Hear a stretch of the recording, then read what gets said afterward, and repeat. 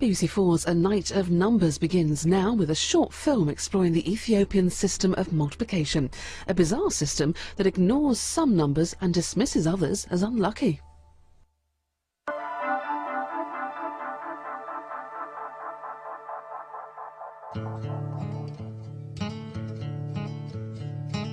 Could you imagine a world without fractions? A world where you could throw away your times tables? Well, there has been such a world here in Ethiopia, where for thousands of years merchants used a strange yet very sophisticated system of multiplication to calculate the price of goods at markets throughout the Horn of Africa and the Middle East.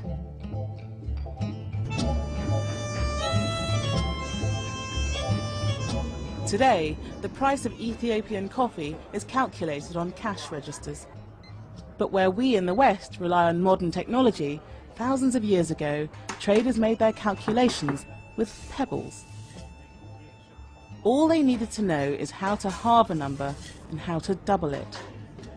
To Western eyes, the Ethiopian system is so strange that it seems more like a magic trick. To multiply 11 by 15, put the numbers into 2 columns. Keep halving the number on the left, ignoring all fractions. 11 becomes 5, becomes 2, until you reach 1. In the other column, you double. 15 becomes 30, becomes 60, becomes 120. Whenever an even number appears in the halving column, ignore the row. Group the remaining beans in the doubling column together and count. You get 165, the perfect answer. It seems unbelievable that a system can ignore fractions, even throw away parts of the calculation and still come up with the right answer. But it works every time. Take another example. When we multiply 31 by 25 using long multiplication, we multiply 31 first by 5 and then by 20 and add the results together. In Ethiopia, instead of multiplying by 5 and 20, they were effectively multiplying by 1, 8 and 16, just a different way to arrive at the number 25. By doubling a number, you're just multiplying by powers of 2. In our right-hand column, the number 31 has been multiplied by 1, then 2, then 4, then 8, and finally 16.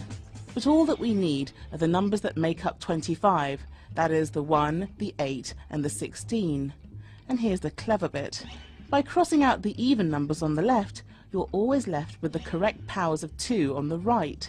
In this case, the 2 and the 4 disappear, leaving 1, 8 and 16.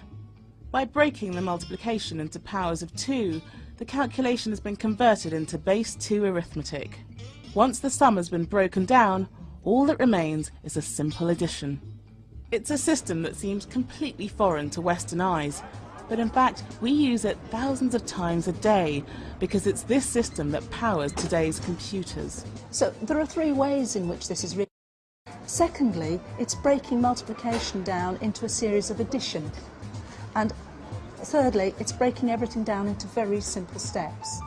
Making calculations as simple as possible was all the inventors of the Ethiopian method wanted to do.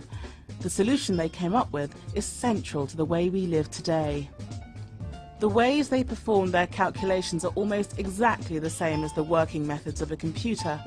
Amazingly, it seems that centuries before the invention of computers, Ethiopian traders cracked the code that lies behind the modern age. To learn more about numbers, go to the Open University's website at open2.net.